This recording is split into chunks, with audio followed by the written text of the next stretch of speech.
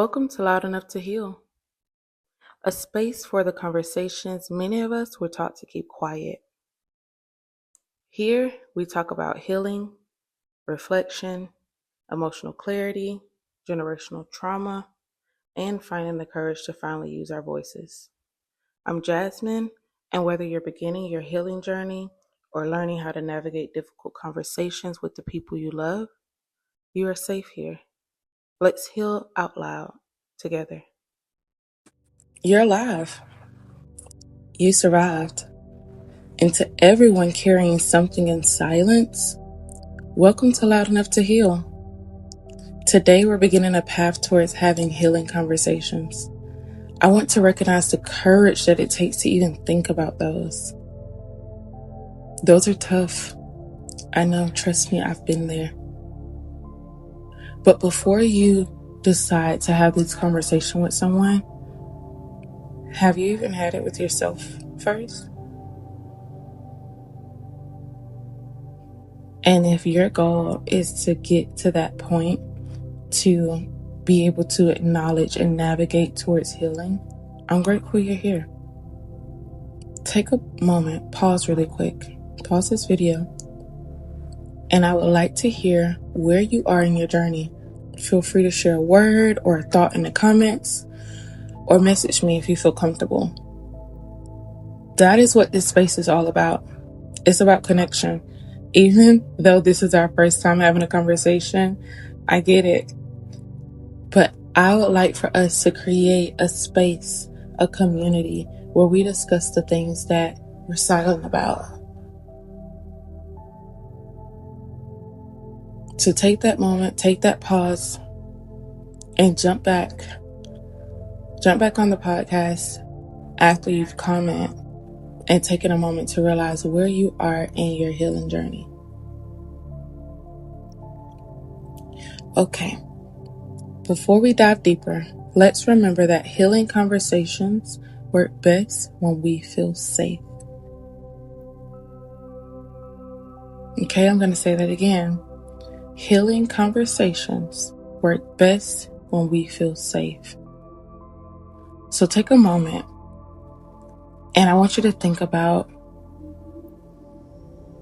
a topic that you are silent about, that you have not shared, that you have not discussed in years or ever opened up to someone about, or say you've only opened up to one person about.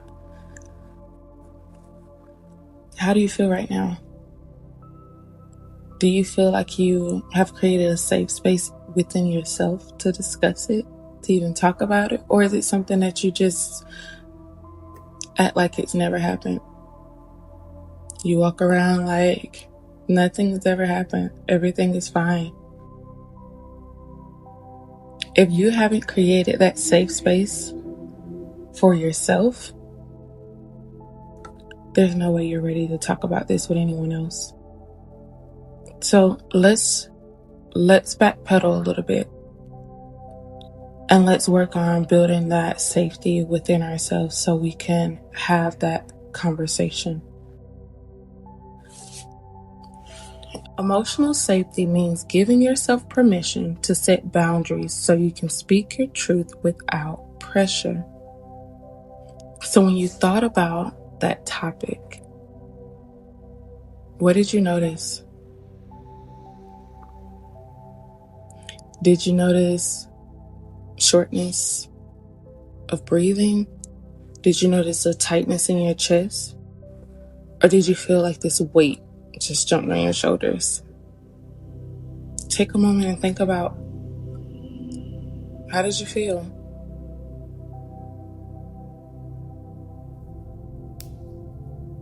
Heavy, right? Yeah, I know. I feel it too. So take a moment to breathe. Let's do a breathing exercise. Deep breath in. Deep breath out.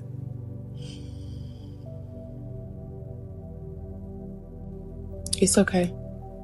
That is what this space is here for. This space is here for us to talk about those hard conversations, for us to deal with that silence.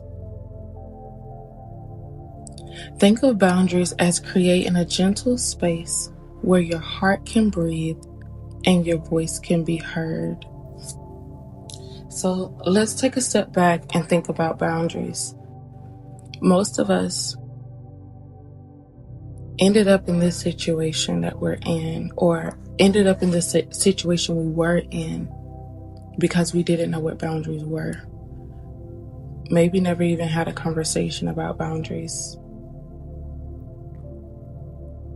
So think of boundaries as creating a gentle space where your heart can breathe and your voice can be heard. Have you created that for yourself? If you haven't created that boundary for yourself and within yourself, you can't create that space outside of yourself either.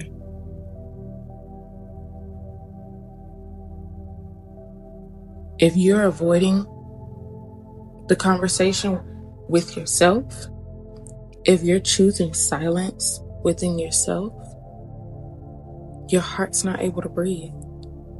Your voice is not being heard. And if it's not being heard anywhere else, start with self. You can do this with self-reflection. When preparing to self-reflect, start by identifying one key truth you want to acknowledge. It could be as simple as, I feel hurt about what happened, or I need more support. Finish that sentence. I feel hurt about what happened. Finish that sentence. I need more support. Finish that sentence.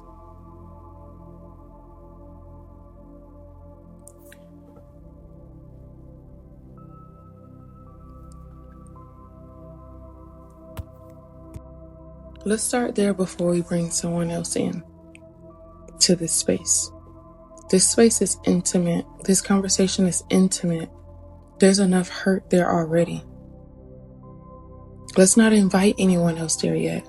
Not until we've created that safe space for ourselves. Healing conversations work best when we feel safe. The problem is whenever we take or start this conversation with others the same way we started with ourselves. So if you were to go to someone and say, I feel hurt about what happened, you're going to experience some defensiveness instantly. Defense is going to walk into the room. And anyone who's tried to have these conversations, I'm sure you can attest that that is what usually happens. Let me tell you why. Because when you say that, the only thing that person heard was, you hurt me. Or if you say, I need more support, the only thing they heard was, you don't support me. So that automatically brings defensiveness in the room when the goal was to have an open conversation. So when preparing to speak to others, a gentle way to begin is by expressing how you feel without blame. Here's an example. I want to share how this situation has been affecting me. Or, I would love if we could understand each other better. You see how that put blame on no one? By focusing on your feelings and a desire to understand, it invites openness rather than defensiveness, right? I know, these conversations can be tough. It really is. It used to be one of my biggest struggles. I often placed blame without even realizing it. And it used to close the conversation immediately. I mean, instantly. It would be shut down because, I shouldn't say it would be shut down, but it would instantly turn into an argument. Because now I understand what they were hearing. Learning to start with how I felt instead of who's at fault changed everything. But before I could get to that place, before I could have a healing conversation, journaling was my first step. That was where I started. And I know some of you guys are going to probably say, or you ladies are going to say, journaling ain't really for me. That's not my thing. Like, you lost me there. Hear me out. Or some of you may even say, oh, I do that already. I already do that. It doesn't really do anything for me. Hear me out. Because it helped me gently untangle my thoughts and understand my feelings. It gave me a sense of clarity when I wasn't ready to speak. And it can do the same thing for you. But it's important. You have to ask yourself certain questions, deep questions, and you will realize that in the beginning, you may only have 1 to 3 word responses. That means you don't feel safe within yourself to fully deep dive on how you feel. And if you're not able to self-reflect and deep dive into your feelings and how you feel, you're not ready to have this conversation with anyone else. So let's work on creating that safe space within ourselves first, and then we can grow to learning how to have a healing conversation with others. If you would like to start, comment journal below, and I'll send a journal prompt to help guide your journey. I'm so proud of you for staying and listening to this conversation, because that means you take healing seriously. You take this journey, your healing journey, seriously, and you want to achieve healing. And we all should. I hope we all get there at some point in life, because it's such a beautiful place. It's choosing peace. As you reflect on what we've covered today, remember this space is here whenever you need it. If you found value, share your thoughts in the comments or send me a message. I'm fine with that. I'm here. Until next time, keep healing, keep growing, and never believe your voice was meant to stay silent. Thank you for spending this time with me today.